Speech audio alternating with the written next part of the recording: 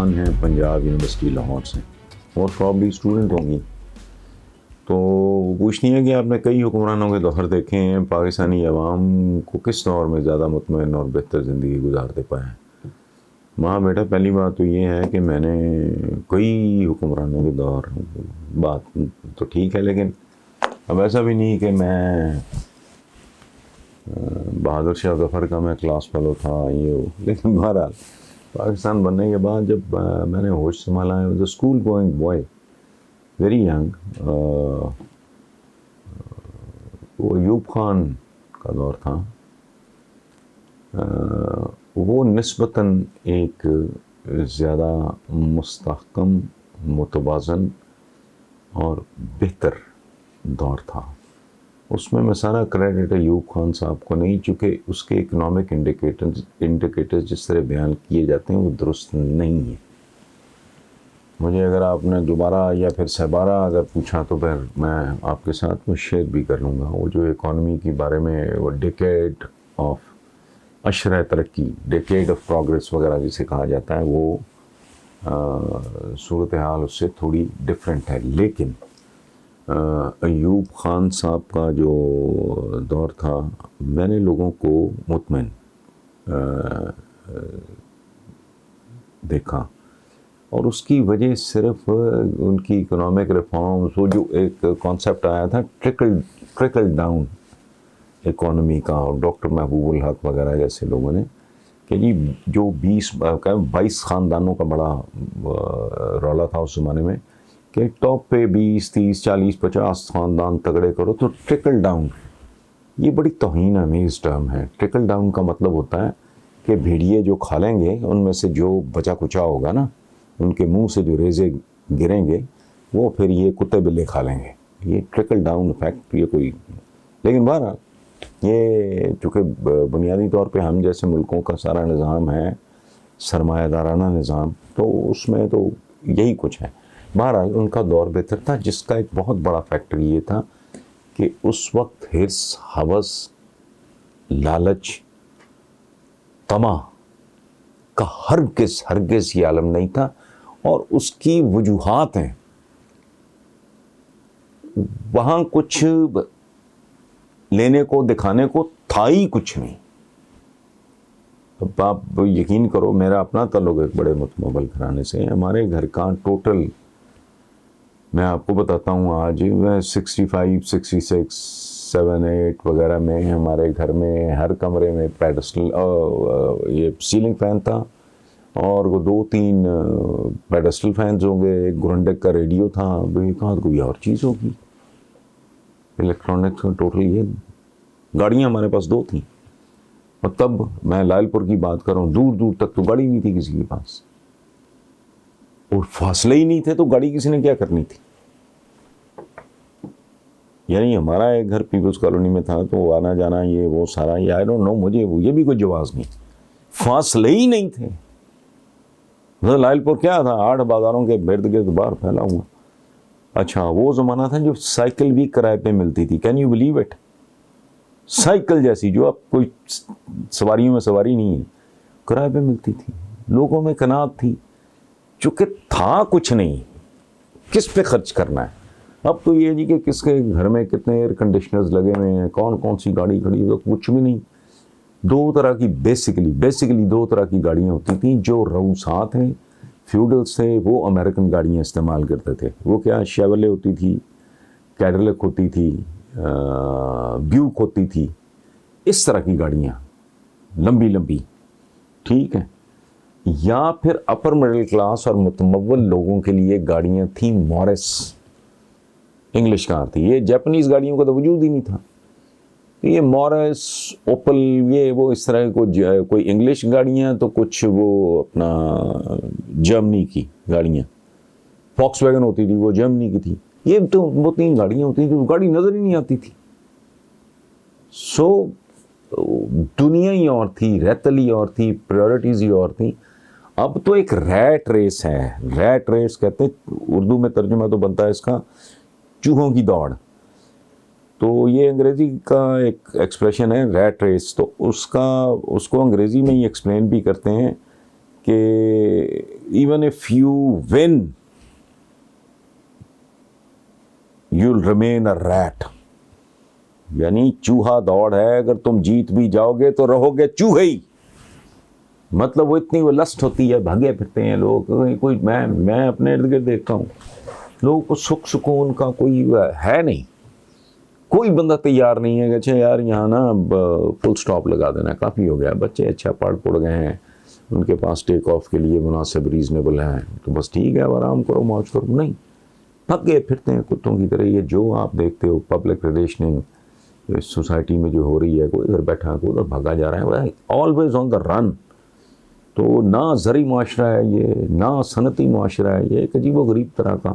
بہرحال ایوب خان صاحب, اس کے بعد جو پھر میں نے باقاعدہ بلوغت میں, ہوش میں جو میں نے دیکھا وہ تھا دور پرویز مشرف صاحب کا, ڈیفینیٹلی. لیکن یہ وہ ادوار ہوتے ہیں جہاں چونکہ ڈنڈا پوری طرح ہاتھ میں ہوتا ہے نا, بندہ ایک martial law administrator field marshal ہے, تو وہ آپ martial law administrator Pervez Musharraf صاحب نے کہلایا نہیں کہلایا, لیکن ہی واز آل مائٹی. یہ باندر نہیں بیٹھے ہوتے تھے, وہ ایک فرد واحد تھا, وہ اپنے فیصلے کرتا تھا. بڑی بات ہے, جس کو ذہین سمجھتا تھا, بہتر سمجھتا تھا, اس سے معاشرہ مشاورت کر لیتا تھا, اور اللہ اللہ خیر صلاح کو, لمبے چوڑے نہیں, ڈنڈا, ٹھیک ہے. ریڈ ٹیپزم کا کوئی رواج نہیں تھا, وہ جو جسے بیوروکریسی کہتے ہیں, اس میں منی بلڈوز کر کے وہ گزر کے اپنا کام کر لیتے تھے. لیکن جسے لانگ ٹرم کہتے ہیں, کبھی آپ غور کرو تو فوجی جو ہمارے ادوار ہیں, ان کے بعد بھی اگر سلسلہ ڈوب گیا, اس کا مطلب ہے کہ وہ کوئی اس کی کوئی مستحکم بنیادیں تھیں نہیں, اس لیے وہ فوراً ہی کرمبل کر جاتا ہے. جب ایک اس طرح کا جو آپ ڈکٹیٹر کہہ لو, میں تو نہیں, میں تو ایوب خان صاحب کی بھی بہت عزت کرتا ہوں, پرویز مشرف صاحب کے ساتھ تو میرا ذاتی تعلق بہت ہے, اور وہ بہت عالی شان اور بہت ہی زبردست آدمی ہے, اس میں کوئی شک نہیں. تو لیکن بہرحال اس طرح کا ہے, it's very difficult to see anything. دور پاکستان کا سب سے خوبصورت تو وہ ہوگا میرے نزدیک, اور اس کے بعد پھر واپسی نہیں ہوگی. وہ اتنا مضبوط, مستحکم اور گہری کھدی ہوئی بنیادوں پہ ہوگا کہ پھر اس میں ریورس کے چانسز تقریباً ناممکن ہو جائیں. دوسرا سوال ہے, طالبہ ہیں کوئی, ان کا نام ہے رابعہ خان, علامہ اقبال ٹاؤن لاہور سے. وہ کہتی ہیں کہ آپ حکمرانوں کی خامیوں پہ روشنی ڈالتے رہتے ہیں, لیکن میرا خیال ہے کہ ان لوگوں سے امیدیں وابستہ رکھنے میں اس کا کوئی فائدہ نہیں. عام پڑھے لکھے لوگوں کو سیاست اور ملکی قومی امور میں دلچسپی لینی چاہیے. تو بیٹا اس میں پرابلم ہے ایک کہ سیاست, جمہوریت ہم کہتے ہیں, یہ دنیا کا مہنگا ترین کام ہے. پاکستان کو تو چھوڑیں, سب سے بڑی ڈیموکریسی کلیم کرتا ہے ہندوستان, اور سب سے طاقتور ڈیموکریسی امریکہ. ادھر بھی آپ دیکھ لیں. اگر آپ اس بات کو پوری طرح سمجھنا چاہ رہے ہو تو ایک سیریل ہے انگریزی کا, واشنگٹن بہائنڈ کلوز ڈورز, اس کا نام ہے, وہ آپ پڑھ لیں تو آپ کو علم ہو جائے. پاکستان میں بہت بڑا پرابلم ہے. ایک عام آدمی, اچھا میں یہ بات 20 بار کر چکا ہوں کہ ہمارے یہاں جو ہمارے لو مڈل کلاس کے جو بچے ہیں, ڈاکٹرز بنتے ہیں, انجینئرز بنتے ہیں, جرنلز بنتے ہیں, ججز بنتے ہیں, لائرز بنتے ہیں, پینٹرز بنتے ہیں, you name it, I T experts اور یہ وہ, یو نیم اٹ, ٹاپ کے پلیئرز بن جائیں گے, سنگرز بن جائیں گے, ایکٹرز بن جائیں گے, سائنٹسٹ بن جائیں گے. جس فیلڈ میں آپ اٹھا کے دیکھو, لوور مڈل کلاس کے بچے, وہ آپ کو کنٹریبیوٹ کرتے نظر آئیں گے اور اچھا پرفارم کرتے نظر آئیں گے. لیکن یہ چونکہ ایک بہت ہی ایکسپینسو شغل ہے, اور دوسری بات انفارچونیٹلی اس لیے خاص, اس کام کے لیے خاص طرح کا روگ ایلیمنٹ, غنڈہ ایلیمنٹ, بے شرم, بے حیا, بدماش, unscrupulous, absolutely کیریکٹر لیس،